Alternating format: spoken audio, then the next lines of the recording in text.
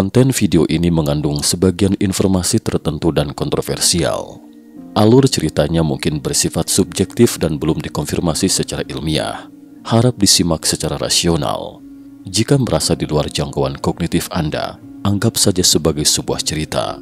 Apa yang disampaikan dalam video ini hanya menceritakan sebuah kisah atau peristiwa yang menarik sebagai bahan kajian. Terima kasih atas dukungan dan perhatiannya. Salam sehat sejahtera pemirsa setia Mata Ketiga. Mari bersama kita telusuri misteri dunia. Mungkin sebagian besar teman-teman pernah mendengar tentang Black Hat. Istilah Black Hat sangat populer di budaya barat. Mereka kerap disebut sebagai agen rahasia pemerintah. Tetapi beberapa orang yang mengaku pernah melihat mereka percaya bahwa selain Black Hat-nya manusia, mungkin ada Black Hat yang berasal dari dimensi lain. Black Hat di sini mengacu pada sosok orang yang selalu memakai topi hitam, seakan memberi kesan misterius dan memang tampak misterius. Mereka adalah makhluk misterius yang suka memakai topi hitam, bisa berupa makhluk luar angkasa atau entitas yang bekerja dengan cara tertentu untuk populasi alien, dan mereka selalu ada di antara kerumunan manusia di muka bumi. Ada kalanya mereka tidak hanya bisa datang ke ruang lingkup kita melintasi dimensi dan membiarkan orang-orang menyaksikan segala sesuatu yang aneh-aneh. Bahkan terkadang mereka membawa manusia ke dunia mereka. Benarkah faktanya demikian? Insiden Bender. Bridgeport, kota terbesar di Connecticut, AS. Pada tahun 1953, salah satu penyelidik UFO bernama Albert Bender menghentikan penelitiannya di puncak karirnya karena ternyata dia diancam oleh sosok orang atau makhluk misterius bertopi hitam. Ada yang mengatakan bahwa pemerintah AS diam-diam mencegahnya menyelidiki fakta tentang alien, kemudian mengirim agen misterius. Tetapi menurut cerita Bender, sosok makhluk bertopi hitam itu sama sekali bukan manusia. Mungkin sebagian besar teman-teman, terutama penggemar alien atau UFO, pernah mendengar tentang insiden UFO yang terkenal di Washington pada tahun 1952. Ketika itu, Bender mendirikan organisasi The International Flying Saucer Bureau. Organisasi ini berkembang pesat di tahun pertamanya. Namun Bender tiba-tiba membubarkan organisasinya setelah hanya 1 tahun dimulai. Sementara itu, berbagai keberatan masyarakat tidak menyurutkan keputusan Bender untuk membubarkan organisasi yang baru seumur jagung dirintisnya. Setelah istirahat beberapa waktu, akhirnya Bender menceritakan yang sebenarnya. Ternyata Bender mendapat ancaman. Suatu malam saat Bender pulang ke rumah dan baru mau memasuki kamar tidurnya, dia melihat 3 sosok bayangan gelap dan samar-samar perlahan-lahan muncul dari dinding kamarnya. Mereka memiliki mata yang bersinar, dan segenap kamar Bender dipenuhi dengan aroma belerang. Salah satu dari mereka tampak mengenakan topi. Di saat Bender masih tertegun karena terkejut, ketiga bayangan itu mulai berkomunikasi dengannya secara telepati. Mereka memperingatkan Bender untuk segera menghentikan penelitiannya saat ini dan berhenti menerbitkan majalahnya yang cukup berpengaruh saat itu, Space Review. Bender secara tidak sadar kehilangan kesadaran setelah mendapat informasi tersebut. Keesokannya, Bender jatuh sakit dan selama 3 hari setelah itu tiba-tiba dia tidak nafsu makan. Konon katanya, Bender juga beberapa kali didatangi oleh sosok bayangan itu setelah pengalaman tersebut. Bender menuturkan bahwa bayangan-bayangan itu selalu mengendalikannya secara telepati, membuatnya sakit kepala, sehingga akhirnya dia harus menghentikan penelitian UFO-nya dan berhenti menerbitkan Space Review.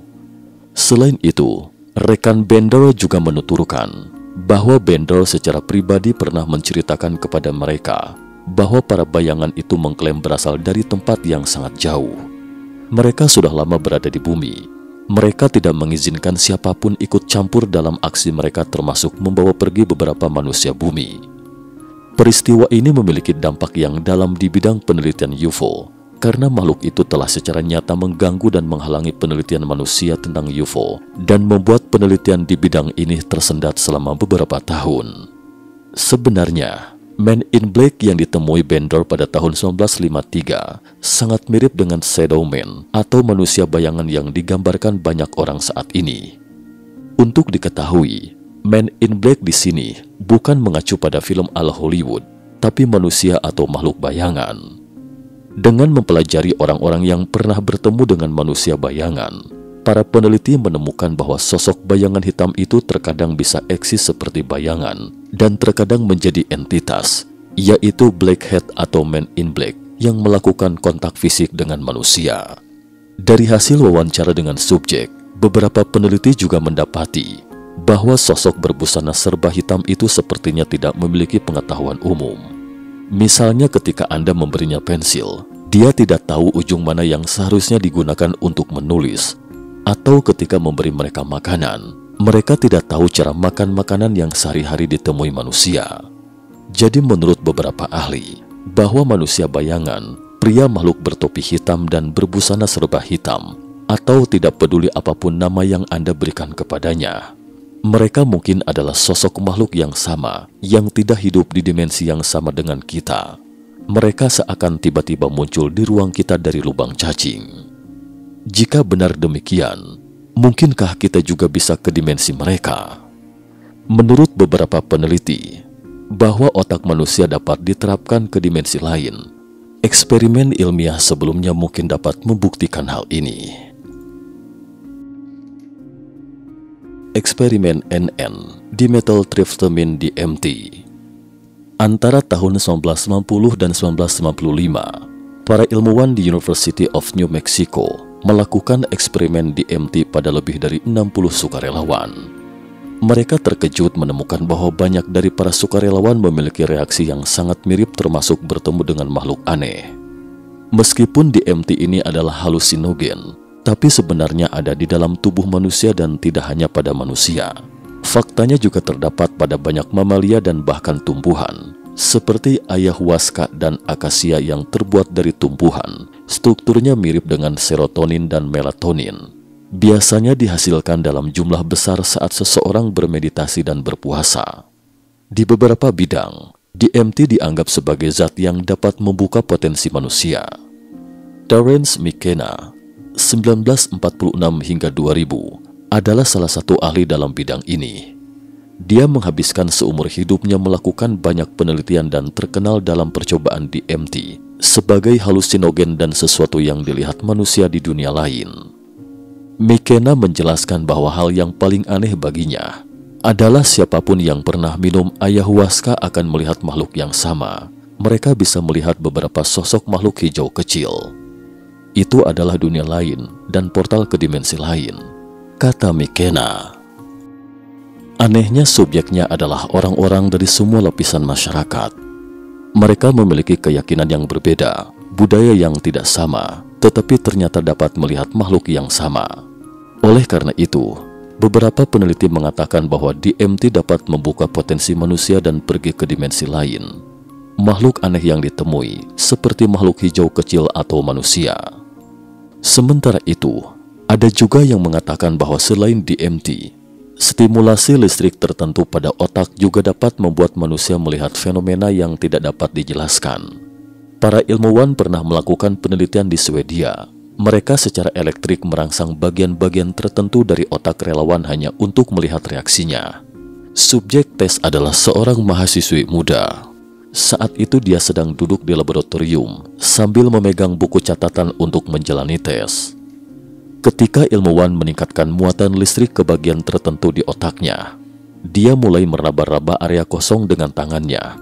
Kemudian saat ilmuwan memintanya untuk menjelaskan apa yang terjadi, dia mengatakan ada sesosok bayangan berdiri di belakangnya. Dan ketika muatan listrik mencapai nilai aman maksimum, dia memegang erat-erat buku catatan dan penanya, seolah-olah sedang melawan suatu kekuatan. Setelah itu dia menceritakan bahwa sosok bayangan hitam itu ingin mengambil buku catatan dan pena dari tangannya. Jadi para peneliti percaya bahwa beberapa bagian otak kita mungkin dapat mewujudkan lintasan dimensi melalui stimulasi listrik. Tentu saja, baik itu DMT maupun stimulasi listrik belum dikonfirmasi dalam komunitas ilmiah arus utama. Jadi dihimbau kepada teman-teman, jangan pernah meniru percobaan terkait. Penelitian ilmiah mendapati bahwa kemampuan persepsi manusia memang sangat terbatas sehingga para ilmuwan tidak dapat memastikan sosok apa sebenarnya manusia bayangan itu. Sementara itu, dalam berbagai budaya kuno yang berbeda di seluruh dunia, juga terdapat cerita tentang sosok manusia bayangan yang sama, dan hingga hari ini masih menjadi misteri yang belum terpecahkan. Budaya yang berbeda, legenda yang sama. Di area seluas hampir 7 juta hektar di Oklahoma, Amerika Serikat, terdapat suku Choctaw yang menetap di area tersebut. Mereka adalah penduduk asli Amerika Utara dan telah tinggal di area ini setidaknya selama 4.000 tahun. Hingga saat ini, masyarakat Choctaw masih melanjutkan tradisi nenek moyang mereka. Mereka memiliki legenda urban yang sangat terkenal terkait dengan manusia bayangan. Penduduk setempat menyebutnya manusia bayangan ini sebagai Nalusa Falaya, yaitu makhluk seperti sosok laki-laki dengan mata kecil dan telinga panjang dan runcing.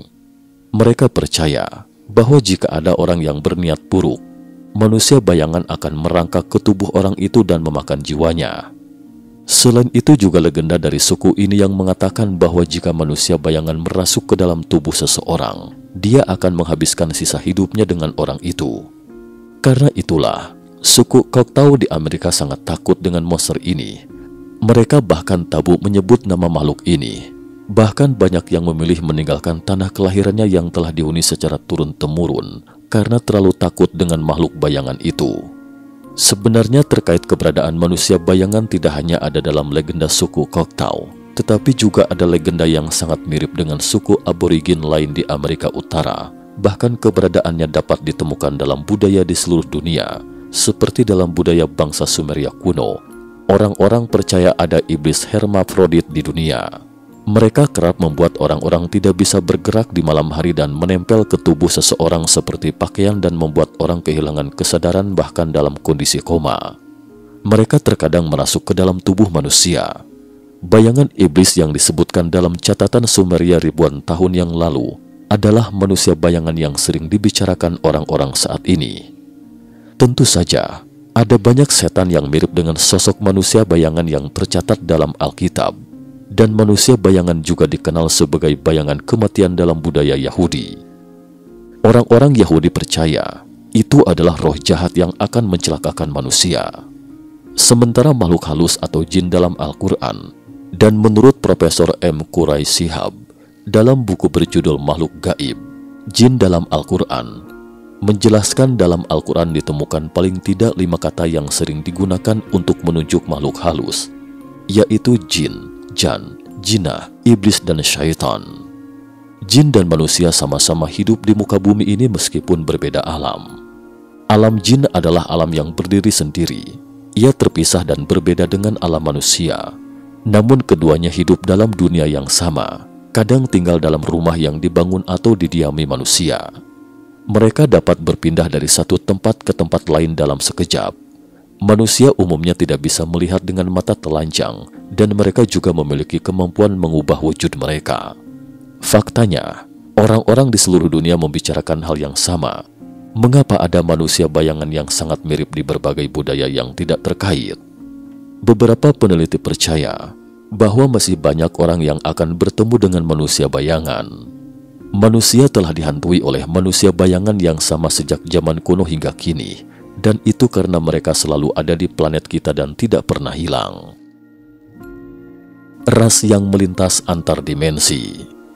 Beberapa peneliti menjelaskan hal tersebut seperti ini. Mereka percaya bahwa bumi sebenarnya dihuni oleh sejumlah besar makhluk dari dunia lain, tetapi mereka ada di luar jangkauan persepsi manusia. Jadi sebagian besar kita tidak bisa melihat mereka. Kita tahu bahwa sebenarnya ada banyak hal di dunia yang tidak terlihat oleh mata manusia. Misalnya mata kita tidak dapat melihat sinar ultraviolet, tetapi lebah dapat melihatnya. Ada juga sinar inframerah yang dapat dilihat oleh ikan mas koki, tetapi kita tidak dapat melihatnya. Asal tahu saja, materi yang dapat kita persepsikan di seluruh alam semesta ini kurang dari 5%. Ini adalah fakta ilmiah. Jadi beberapa peneliti menduga, apakah makhluk-makhluk bayangan itu beraktivitas dalam jangkauan yang tidak dapat kita lihat? Frekuensi getaran mereka mungkin tidak dapat dirasakan oleh kita. Mungkinkah makhluk cerdas itu berasal dari dimensi yang berbeda? Terakhir, ada yang mengatakan, mungkin manusia seharusnya tidak terlalu memfokuskan energi pada pengembangan teknologi luar angkasa, tetapi fokus pada perluasan kesadaran secara spiritual. Mungkin memang kita tidak sendiri di planet tempat kita bernaung ini. Cukup sekian dulu topik kita hari ini. Terima kasih atas perhatiannya.